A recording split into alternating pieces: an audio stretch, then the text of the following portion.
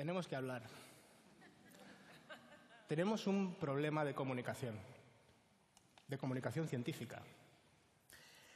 Verán, el año pasado estuve en este escenario con una presentación llamada Las charlas de mis pesadillas. Y desde entonces he recibido un goteo constante de mensajes de personas conocidas y sobre todo desconocidas, hablándome de experiencias traumáticas en sus charlas. La última, literalmente, hace 5 minutos en el backstage. Algo pasa con la comunicación. Y esto, a mí, me pilló con la guardia baja. ¿Quién soy yo para dar consejo? ¿Qué sé yo de hablar en público? No lo digo de broma, me puso en un talante introspectivo que me llevó nada más y nada menos que a mi adolescencia. Verán, durante mi adolescencia, yo estuve en una escuela de circo. Ahí aprendí a hacer todo tipo de trucos, sobre todo malabares, magia, hacer el payaso, vaya. Todo esto sucedió antes de la llegada de los smartphones, de modo que hay pocas fotos. Por suerte.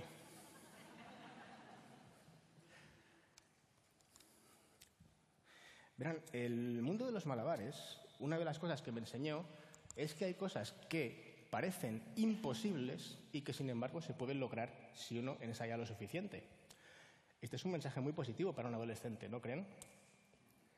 Pero es que además me dotó con una especie de payaso interior que vive dentro de mí y me acompaña a los congresos y que se revuelve cada vez que ve cómo las reglas más elementales del espectáculo son pisoteadas de manera cruel. Y, bueno, pensando en que estas personas me habían pedido, además, que diese consejos sobre cómo pueden mejorar sus propias charlas, se me ha ocurrido que voy a dejar hablar a mi payaso interior. Verán, es muy importante saber entender la atención del público, ganarse su simpatía. Ganarse la simpatía del público requiere un poquito de esfuerzo, pero perderla no requiere ninguno. Es más, existe incluso un tipo de payaso, el payaso de cara blanca o payaso listo, que ya según aparece, con esa actitud estirada, ya sabes que va a ser el malo de la película. Ni siquiera el malo, va a ser el que se lleve el tartazo en la cara, el que nos moleste. El equivalente científico del payaso listo, de cara blanca, es el que pone siglas en la portada. ¿Qué causó el MPT? No tengo NPI. Las siglas son una cosa que uno empieza soltando en sus propias notas, en privado, en su hogar, y acaban escapándosele en público y haciéndole quedar como un gañán. Las siglas son como los eructos. Evítenlas a toda costa.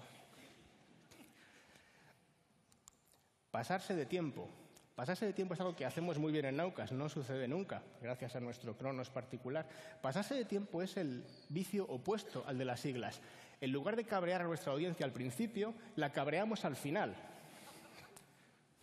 Pero no queremos cabrear a nuestra audiencia, ¿verdad? Es mejor dejarnos media charla fuera que irritar a nuestro público. Y es que tenemos un público. Y es de vital importancia ponerse en su piel, a veces incluso físicamente, pensar qué es lo que está experimentando la gente que me está viendo ahora mismo. Un ejemplo. A menudo se dice que jamás se deben leer las diapositivas. No estoy de acuerdo. Es más, opino que hay que leerlas siempre. Distrae mucho que lo que dice el ponente vaya por un lado y las diapositivas por otro. ¿No les parece?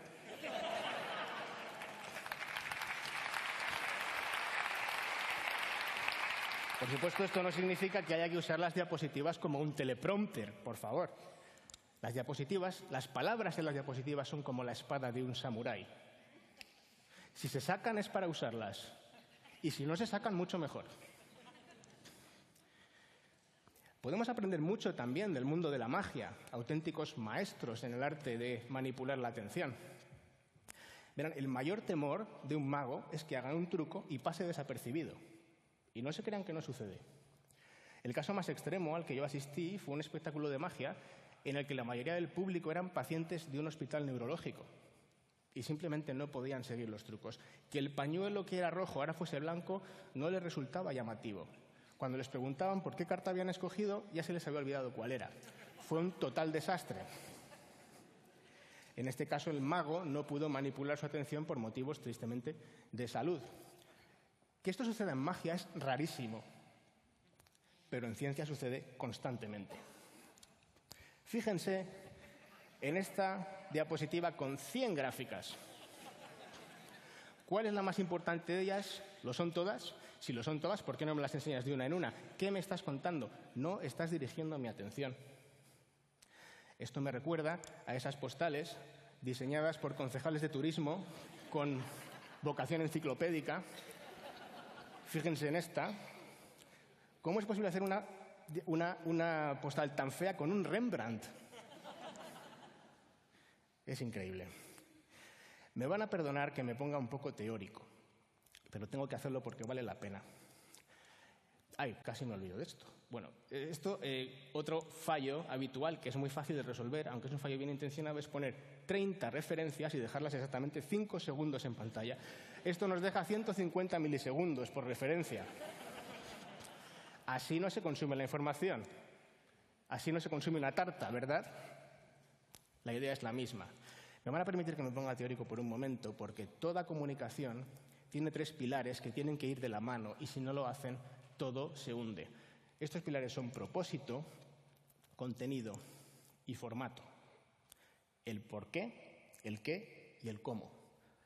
Hay formatos que no valen para un cierto contenido y hay formatos que no valen para un cierto propósito. Tienen que ir todos juntos. Por ejemplo, en una publicación científica, el propósito es comunicar lo que tú has hecho a otros expertos, de modo que el contenido es extremadamente sucinto y puede presuponer un conocimiento muy avanzado. En una clase, sin embargo, estás transmitiendo conocimiento. Tu propósito es transmitir conocimiento a unos estudiantes que en principio no saben nada del tema. Y el formato es muy diferente, es oral fundamentalmente, permite una comunicación bidireccional. En el caso de una charla, el formato es extremadamente estricto debido a su brevedad. El formato es extremadamente breve y esto nos obliga a reducir el contenido muchísimo y además a ser mucho más humildes con el propósito. En mi opinión, en la mayor parte de las charlas, si logras despertar la curiosidad del público, puedes considerarlo un éxito rotundo. En ese sentido, una charla científica se parece mucho más a una actuación en un teatro, porque qué mejor manera de despertar la curiosidad que generando una experiencia positiva en tu público. Y esto es una buena noticia porque una charla en un teatro se parece bastante a un formato en el que todos estamos acostumbrados a funcionar, que es una conversación. ¿Son buenas noticias o deberían serlo? Porque todos hemos asistido a este misterioso fenómeno en el cual el presentador abre el PowerPoint y pierde la capacidad de conversar inmediatamente. Esto es tan misterioso como si abriésemos el Excel y no pudiésemos caminar más hasta después de cerrarlo. Se preguntarán ustedes, ¿y cuál es el propósito de esta charla? De hecho, les invito a que apliquen esta especie de modelo mental cada vez que vean una charla, especialmente si les llama la atención para bien o para mal. Se aprende un montón. En este caso, mi propósito es nada más y nada menos que ganarme su atención. Y ahora que la tengo, les invito a que en el futuro den la charla que quieran oír, a que no tengan miedo de reglas no escritas. Yo he dado charlas muy poco ortodoxas en lugares de muy alto copete y jamás se me ha quejado nadie, muy al contrario. Llegados a este punto, mi científico interior, que también está ahí, por suerte, desearía darles un montón de referencias que he disfrutado un montón leyendo mientras preparaba esta charla, pero mi payaso interior jamás lo permitiría. En su lugar les voy a dar solo una. Aquí les he dejado una lista de referencias en un formato que, al contrario que una charla, sí que permite leerlo de forma lenta a aquellos de ustedes que quieran hacerlo y solamente a aquellos de ustedes que quieran hacerlo, que es un artículo en un blog. Ha debido salir publicado hace un minuto. ¿Qué menos podía hacer por ustedes? Y no solo porque me lo han pedido, sino por lo siguiente. Verán, hay aquí del orden de 1000 personas. Cada una de ustedes me ha dado 10 minutos de su tiempo.